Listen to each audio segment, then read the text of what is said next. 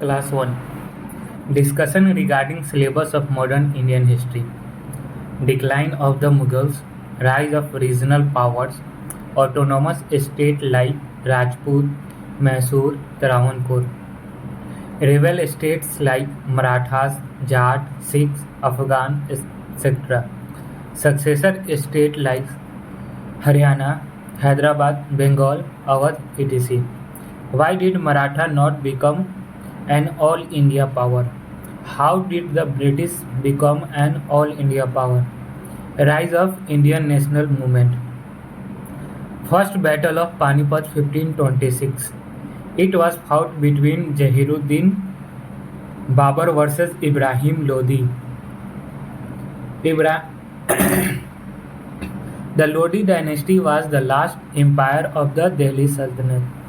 Babur was in search of kingdom for himself and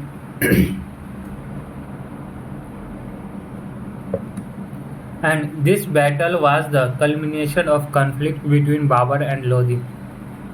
It was the first major battle where gunpowder and field artillery, a small bronze cannon, was used, which is why Babur won despite a small army.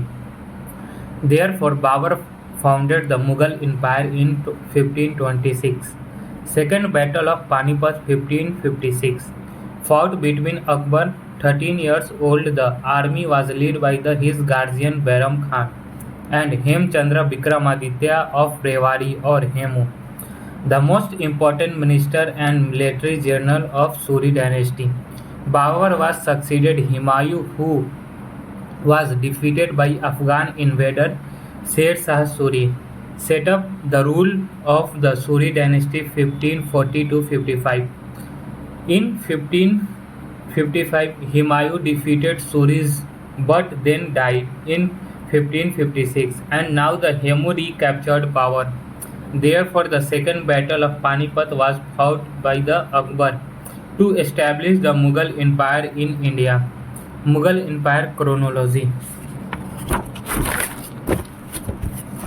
Babur 1526–30, Humayun 1530–40, Akbar 1556–1605, Jahangir 1506–1627, Shahjahan 1628–58, Aurangzeb 1658–1707, Bahadur Shah 1707–1712, Jahandar Shah 1712–1713, Farrukh Siyar 1713–19, Muhammad Shah 1719–1748, Ahmad Shah Bahadur 1748–1754, Alamgir II 1754–59, Shah Alam 1760–1806, Akbar II 1806–1837, Bahadur Shah Jafar 1837–1857. Mansabdari system. It was the military bureaucracy system of the Mughals established by the Akbar. That is, official had dual function of civil and military function. Mansab is a post/office and Mansabdar is the holder of occupant of Mansabs. There were two types of Mansabdars on the basis of mode of salary. Naqdi Mansabdar, they were paid a salary in cash. Jagirdar Mansabdar, they were paid in the form of allocating a Jagir. The land revenue from the Jagir land went to the Jagirdar. Jagir is a land whose land revenue goes to Jagirdar, and Jagirdar is a holder of Jagir. Jagir was of two types. Tankha Jagir. These Jagirs could be transferred from one to another. Mansabdar could be taken away from the Mansabdar by the king. All of the revenue goes to the Mansabdar. Watan Jagir. The word Watan means hereditary. It was given permanently to a person and become hereditary Jagir. It is non-transferable. 10% of land revenue from Watan Jagir went to the king as tribute/peskas. as here king gave up the right to take away Jagir, therefore need to be compensated and tribute act as a Watan Jagirdar, recognizing the sovereign authority of the king. The criteria for becoming Mansabdar was the lineage, family background. Every Mansabdar had a dual rank. Jat, it is the personal rank. Sawar, it is the number of horsemen a Mansabdar is required to the maintain for the king. For example, Jat is equal to 3000 and Sawar is equal to 1500. Their net rank is 4500. The emoluments of the Mansabdar were equal to his salary and allowance for the maintenance of the army as per his Sawar. More important nobles were Jagirdar Mansabdar and less important ones were Naqdi Mansabdar. Watan Jagirs were given to those who were very powerful Mansabdar. Corrupt Mansabdar could not maintain any army as per Sawar, therefore would try to make personal money to be ideally spent on the army or ever extracted land revenue from Jagir.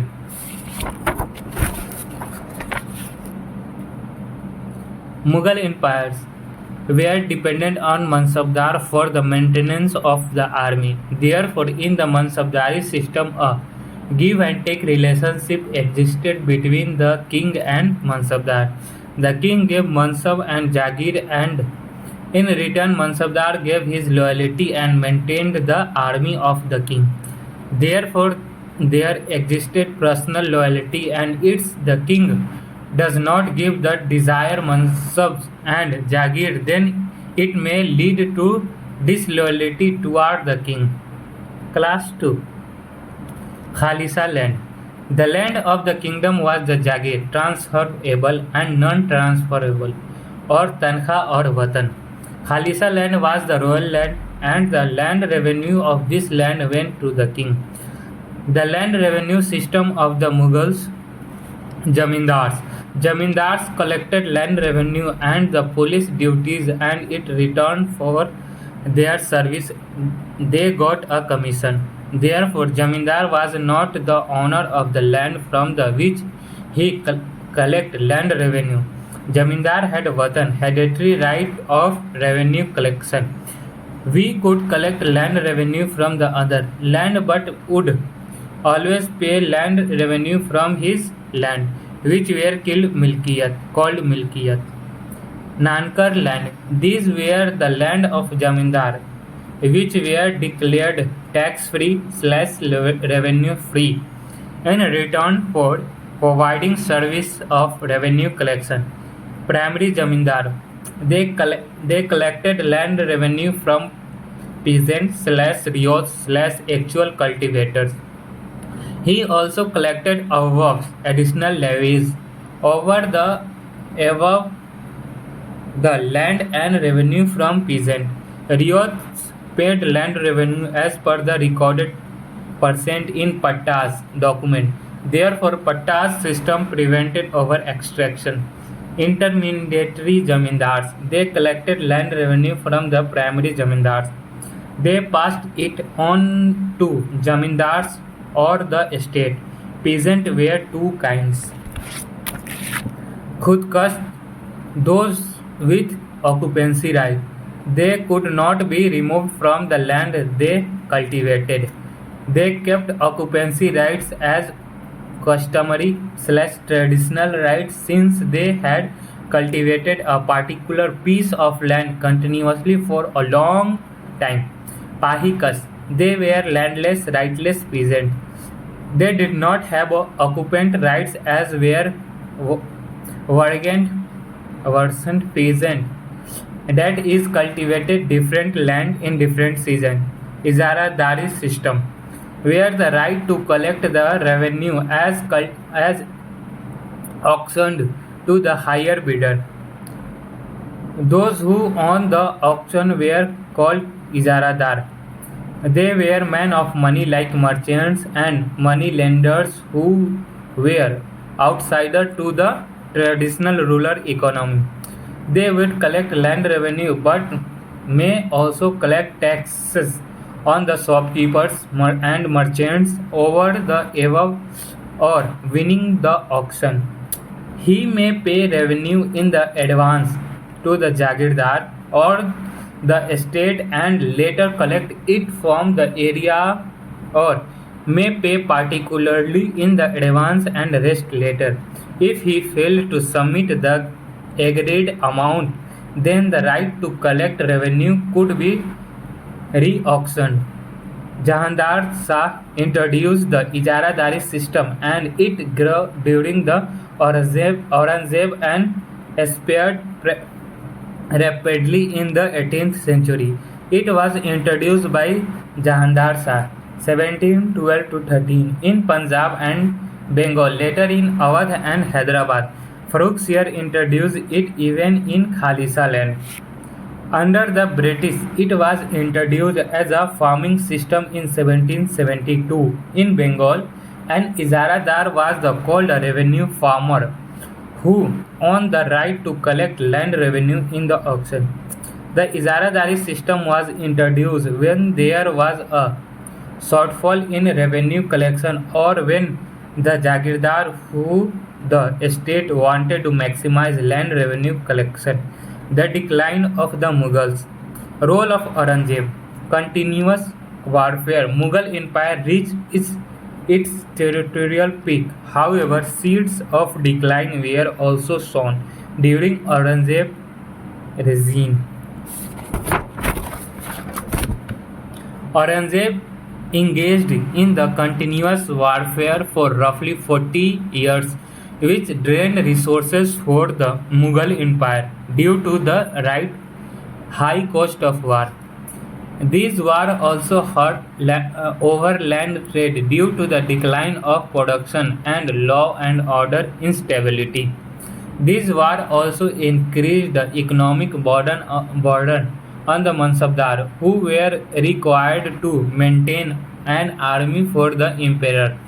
Therefore, war contributed to the economic decline of the Mughals. Aurangzeb wanted to capture the whole of Deccan and annex Golconda in 1687 and Bijapur in 1685, the two autonomous Muslim kingdoms. However, he failed to defeat the Marathas conveniently, and by the 1705 Marathas began winning after 1707. They reserved most territorial gains and the Aurangzeb in first half of the 18th century. Therefore, in the end, these wars proved futile. Therefore, Marathas become reason for the military and territorial decline of the Mughals. The religiously decisive policy of Aurangzeb.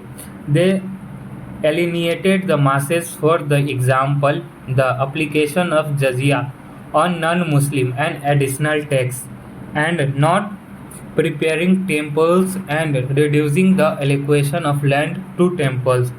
He also demolished some important Hindu temples. Aurangzeb executed important leaders which contributed to the alienation of the masses. For example, ninth Guru Tegh Bahadur IV Sikh was executed in 1675, and Sambhaji, elder son of Shivaji, was executed after 3 weeks of torture in 1689. Both also refused conversion to Islam. Institutional failure/governance failure. Impersonal loyalty could not develop in the Mansabdari system, which was the core of the Mughal system. Therefore, what existed was the personal loyalty to the king, which is a partner Mughals emperor client Mansabdar relationship, that is give and take relationship, where partner gave mansabs and jagirs, then in return client gave the loyalty and an army. Most post Aurangzeb weak Mughals emperor failed to maintain the balance of power in Mughal court among the Mansabdars. therefore failed to keep Mansabdar under control. If the king was unable to satisfy Mansabdars with desired Jagir, the Mansab then disloyalty among Mansabdar took root. Class 3. Military weaknesses. Mughal state was a military state, not a nation state. A nation is people who feel, while the country is a territory. The state is an organization that manages the affair of the nation and country. A state/organization created by the people/nation is nation state. Poor military due to the lack of technological and organizational reforms. Weak war commanders, especially after Aurangzeb. Military corruption. Example of non-maintenance of the army as per Sawar due to disaffection and the Jagirdari crisis. Fractionalism, group politics. Post Aurangzeb, there were continuous succession dispute and fractionalism increased. This also led to competition between different groups of Mansabdars like Irani groups, Shia and had the Persian origin. Humayun took the help of the Persian for recapturing power in 1555. Thus, their presence as Mansabdars. Turani groups from the same origin as the Mughals, Hindustani groups, converted Indian Muslims, Dakhni groups, nobles of Golconda and Bijapur, who were made Mansabdar by Aurangzeb. After defeating Golconda in 1687 and Bijapur in 1685, Hindus, mainly Rajputs, the able Mansabdar acted selfishly and instead of strengthening the central authority, then focused on carving out their principalities. Jagirdari crisis of 18th century.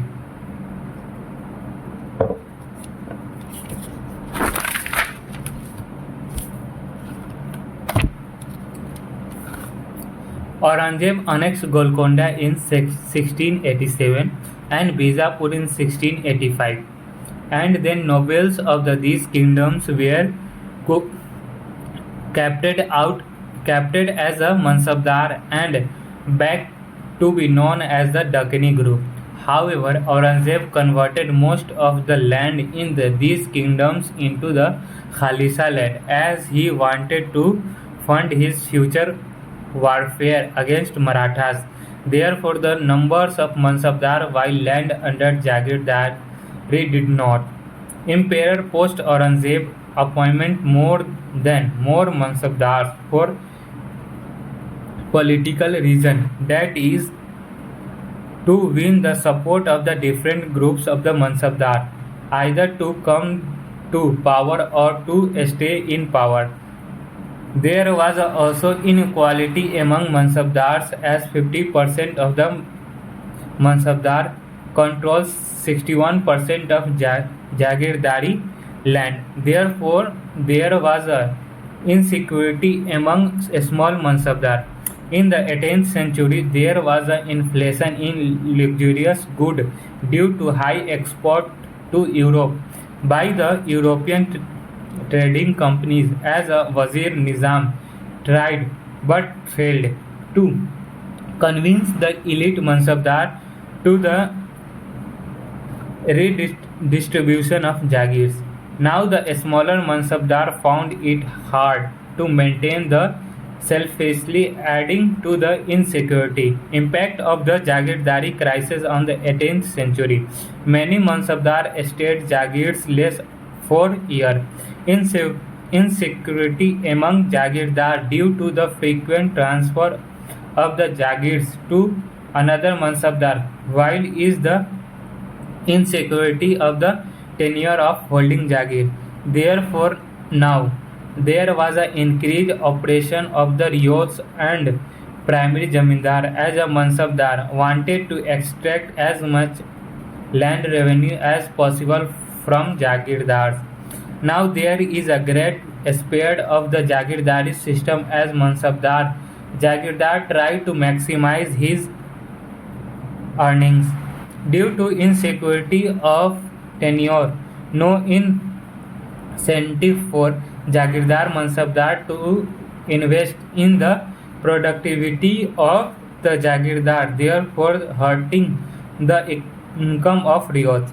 Peasants revolt in the 18th century were the product of the Jagirdari crisis, and they were led by the Jamindar, who were traditional leader of the rural society. For example, the Jat kingdom set up the Churaman Jat, a Jamindar, was the product of the peasant revolt. Therefore, Jagirdari crisis hurt political stability.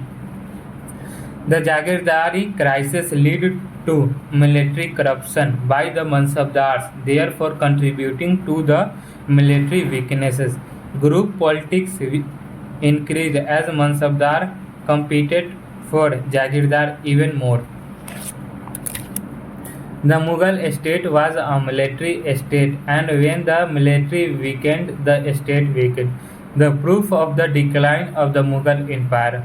The Jahandars had come to power after executing the father of Farrukh Siyar, who come to power with the help of the Sayyid brothers of the Hindustani group. But the Farrukh Siyar wanted to free himself of control of Sayyid brothers, therefore planning to get rid of the Sayyid brothers, who when aligned with the Maratha to executed Farrukh Siyar in 1719 and placed Muhammad Shah in power as a puppet emperor. Nizam ul Mulk of the Turani groups allied with the Irani group and defeated Sayyid brothers and restored the status of Muhammad Shah. From 1720 to 24, Nizam served as a wazir. Mughal post Aurangzeb are called later Mughals, who were weak rulers with weak personalities and not increased in the administration. For example, Muhammad Shah come to be known as a Rangila, as he spent the most time in the detached from the political and administrative issues. Beginning in 1705, Maratha began defeating the Mughals. In 1719, they were successful in placing Muhammad Shah as puppet ruler and extracted some gain.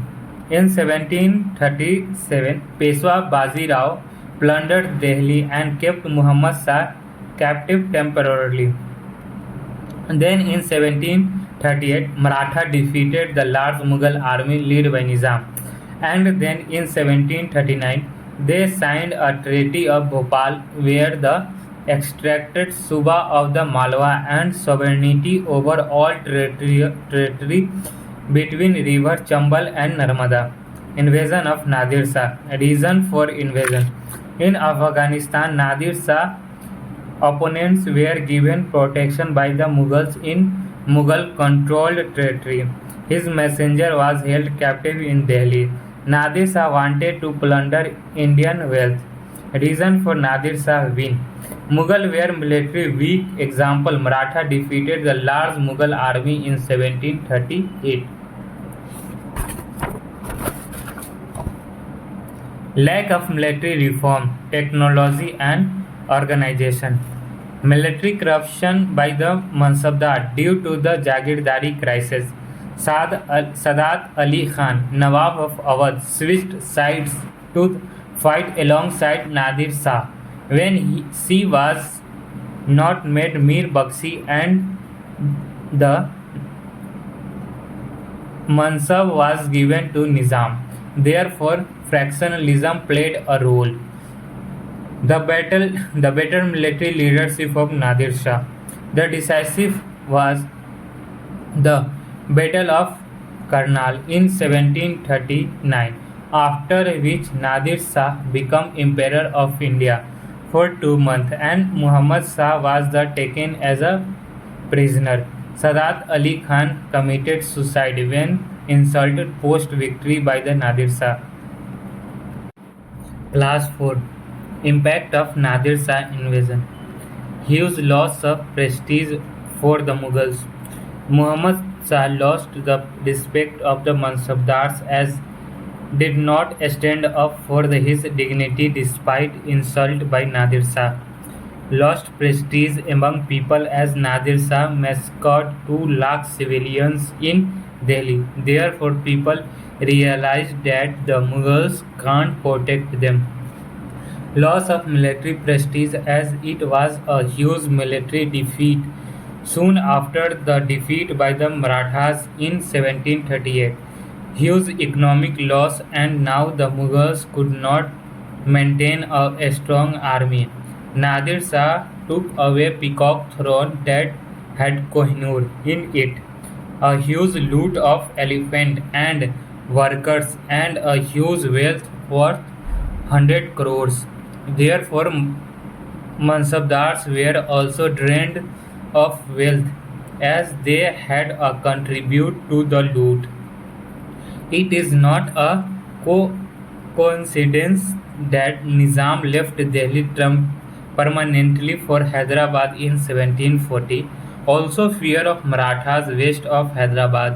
Now, chances of foreign invasion increased. 1748 First Afghan invasion by Abdalis. 1756 to Second Afghan invasion by Abdali. 1790 and Third Afghan invasion by Jaman Shah. More proofs of the decline of the Mughals. First Afghan invasion failed. However, the fear of future invasion remained. Therefore, in the 1752, Mughals come under the protection of the Marathas, who were now the top power in India. Shahu recognized the authority of the Mughal Empire, accepted a Mansab, and promised to maintain the army as Mansabdar. Alamgir II was a puppet brought to power Marathas by the interfering in succession dispute. Therefore, by the mid-18th century, Marathas were top power along with the strong autonomous states, that is, successor state of Bengal, Hyderabad and Awadh. Rebel states like Marathas, Sikhs, Jats, Afghan, and already autonomous states like Rajput, Mysore and Travancore. While the Mughal emperor's authority was limited to declined and Agra, successor state.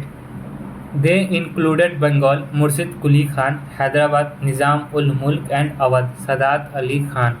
Within the Mughal Empire, certain powerful nobles established themselves as an autonomous power, centers by the carving out the successor state within the Mughal Empire. That is, they ruled autonomously but never formally broke ties with the Mughal Empire.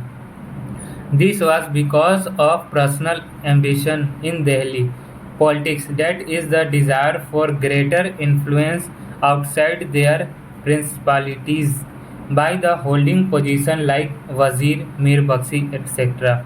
They also wanted the legitimacy of the Mughal Empire for better trade with the rest of the Mughal Empire and the potential of military help from the rest of the Mughal Empire. These nobles, after the getting appointment as a governors, consolidated power by the ending the system of checks and balances, therefore leading to the cover concentration of power. They ensured that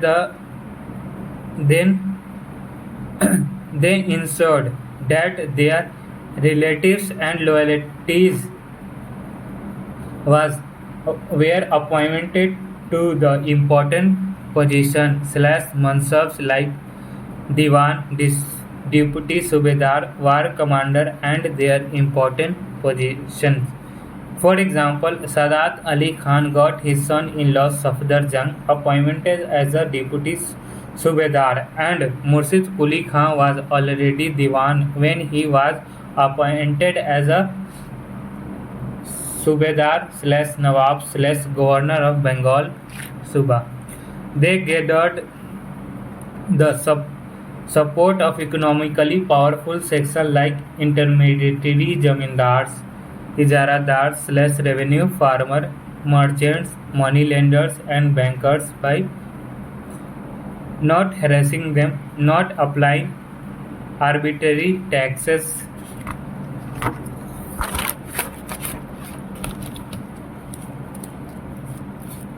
by proving law and order stability that was good for trade, by providing security of property, distributing mansab, which was a new feature as a traditionally mean man of money were not made.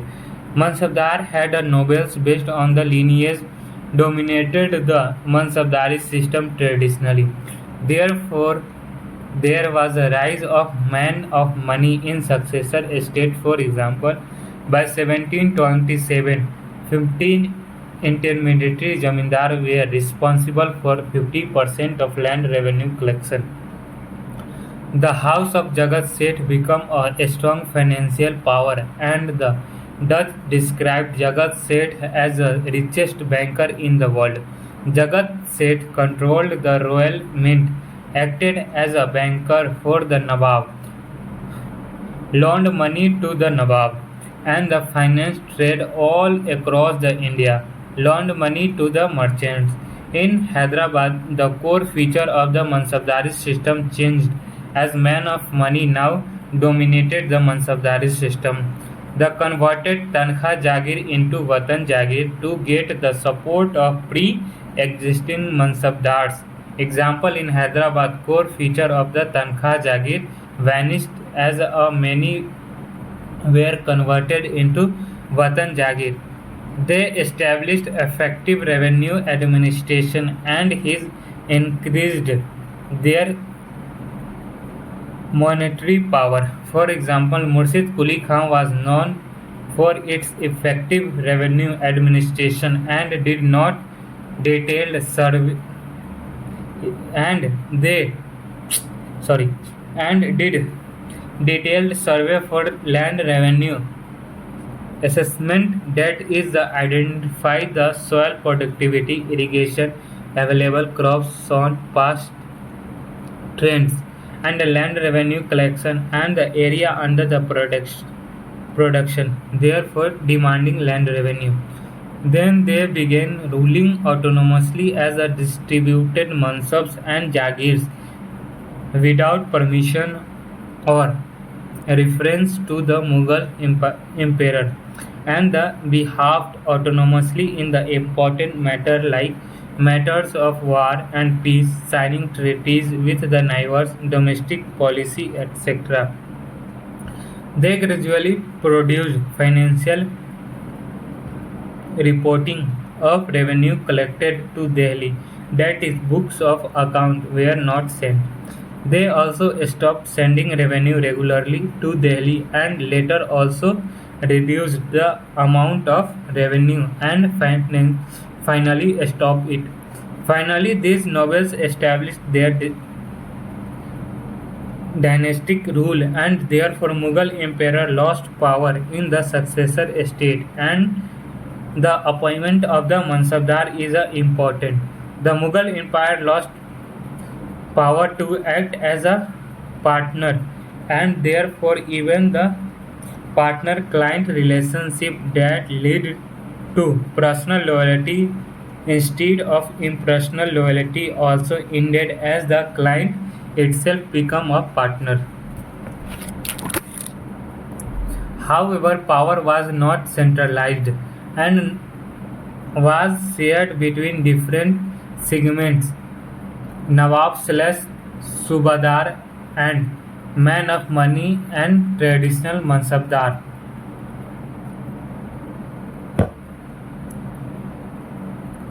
Noble states, Marathas, Sikhs, Jat and Afghan.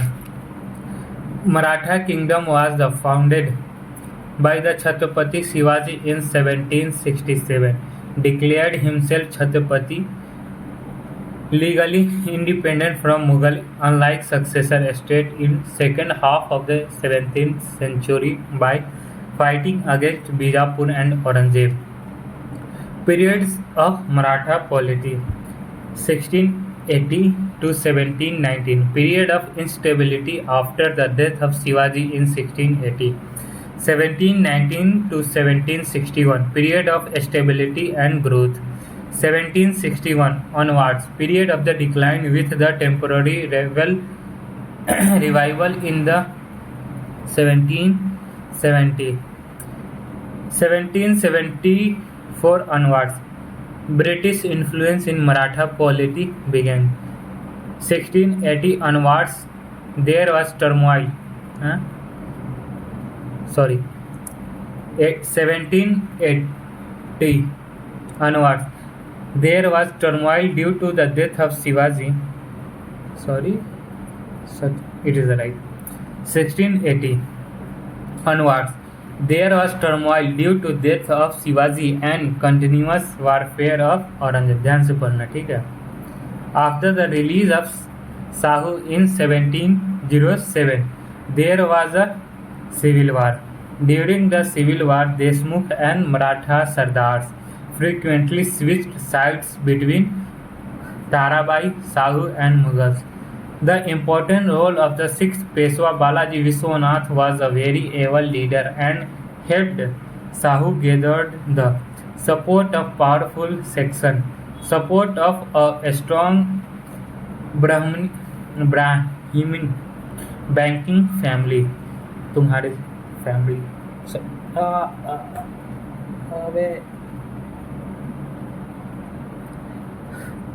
Support of new independent Maratha Sardar. Therefore, by the 1719, Shahu emerged victories leading to a period of stability and growth.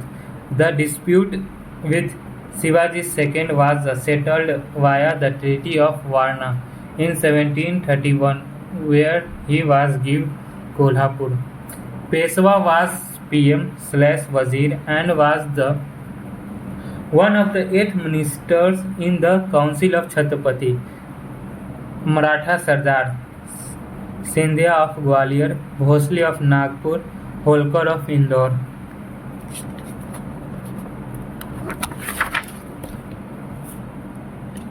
Gaikwad of Brodra.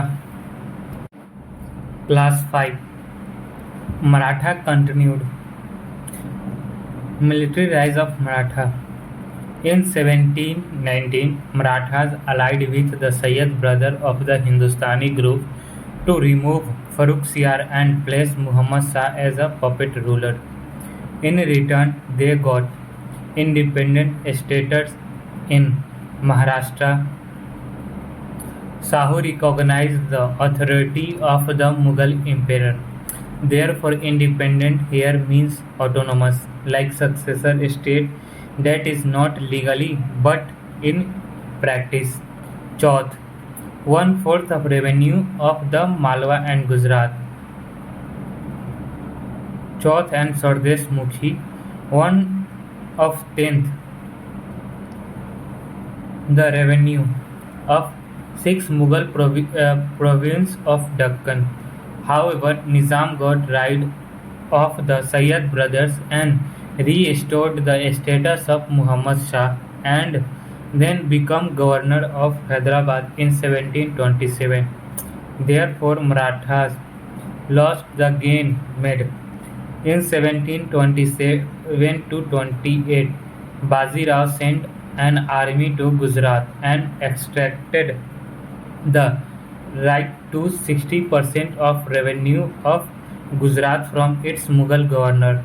In 1728, Baji Rao defeated Hyderabad and regained Chauth and Sardesh Mukhi of Deccan. Chauth is 1/4 of the revenue and Sardesh Mukhi is 1/10 of the revenue.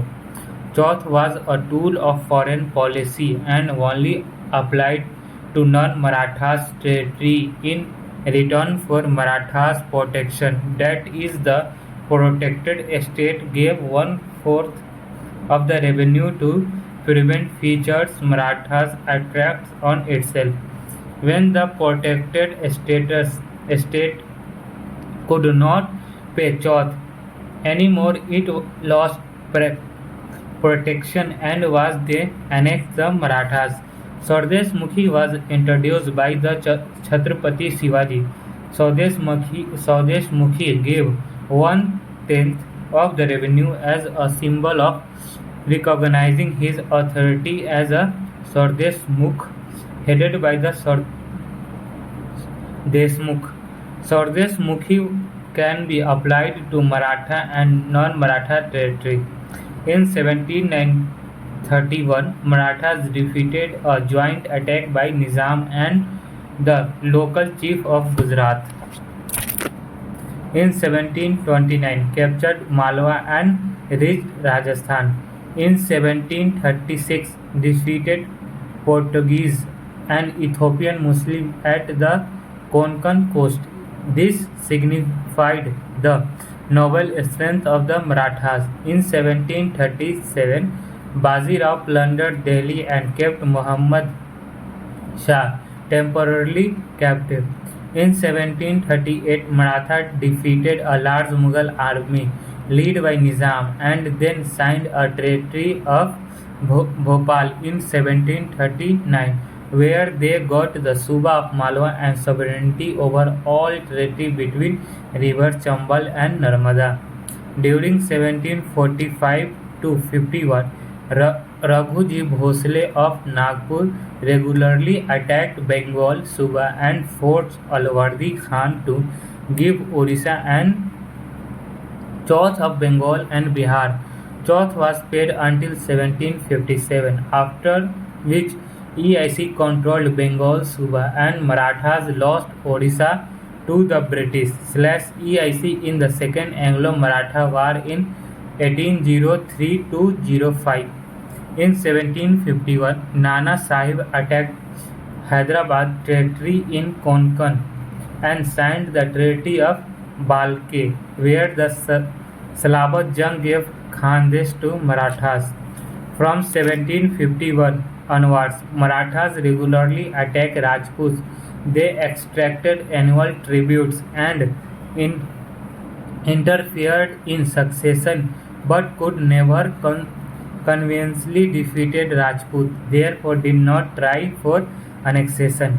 In 1752, Mughals come under Marathas' protection due to fear of Afghan invasion. First Afghan invasion in 1748, second in 1556–61, and third in 1799 by Jaman Shah. In 1754, Marathas interfered in Mughal succession and placed Alamgir II as a puppet emperor. In 1765, Marathas defeated Mysore and extracted tributes. In 1766, Hyderabad gave northern Sarkars to EIC in return for military protection from Marathas and Mysore. In 1795, Battle of Kharda was the last battle between the Marathas and Hyderabad, where the Marathas emerged victorious.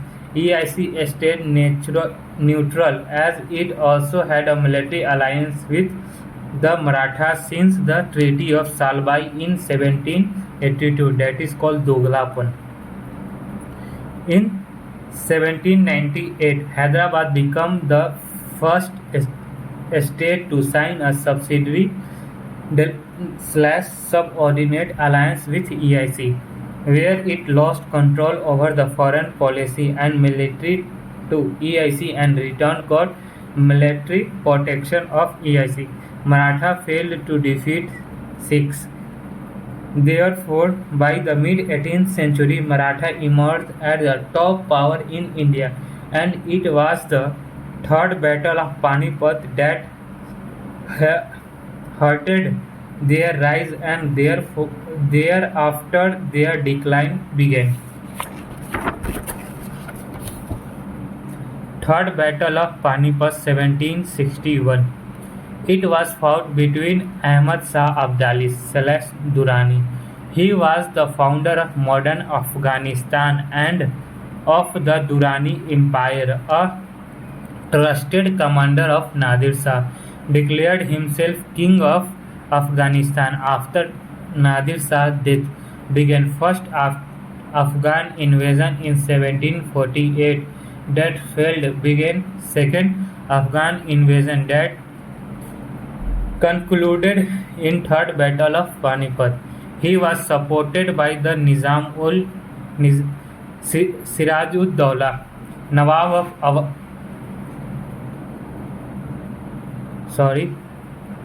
He was supported by Shuja-ud-Dawla, Nawab of Awadh, who wanted to weaken Maratha. Nazib-ud-Dawla, ruler of Rohilkhand, Farrukhabad under Bangabas Pathan, Jats under Surajmal temporarily supported Maratha. Mughals only technically, as Mughals come under Maratha's protection due to fear of Afghan invasion. Thus, mainly only Marathas were on the other side. Reason for the battle: the conflict between two rising neighboring power, that is Maratha in the India and Abdali in Afghanistan. In 1756, Afghan raided northern India and Abdali appointed his son Timur Shah as a governor of Punjab. Nana Sahib sent his brother, who defeated and removed Timur from Lahore. This was the peak of the Maratha Empire. Now Nana Sahib vowed of making his son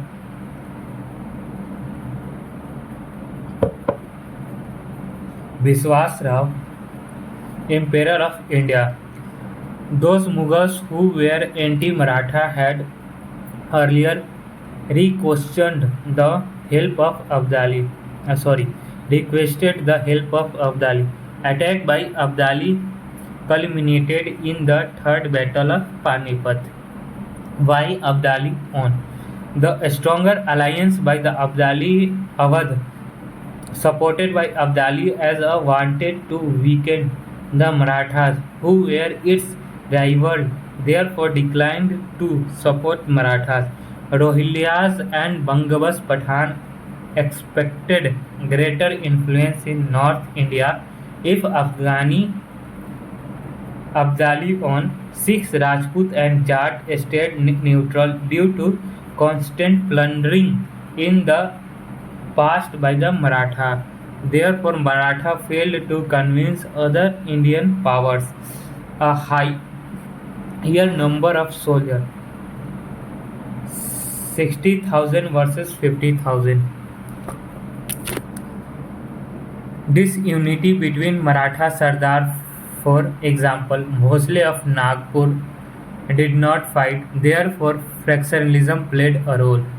The better military leadership of the Abdali forces had better artillery, for example, horses, mounted gun. Abdali's forces were successful in cutting off the supply lines between the Delhi and Panipat, and therefore famine-like conditions existed in the Maratha camp in Panipat, with no food for men and no fodder for horses, while Afghan supply routes stayed functional. Maratha's hallmark strategy of guerrilla warfare was not suited for the vast plain field of Panipat. Impact of losses: Maratha lost important leaders like Sadasiv Rao Bhau and Viswas Rao died fighting, while Nana Sahib died within the weeks of the Third Battle of Panipat. Now factionalism began in Maratha politics, leading to the weakening of the central authority. Maratha got military weakened as they lost important leaders and 50,000 men. Abdali returned to Afghanistan with loot as there was a revolt in his army in Afghanistan. An anti-Abdali military general planned a coup in Afghanistan. Thus, Third Battle of Panipat decided who will not rule India and not who will rule India. Now there was a vacuum of the power at the center that was filled later by EIC by defeating multiple regional wars of India one by one.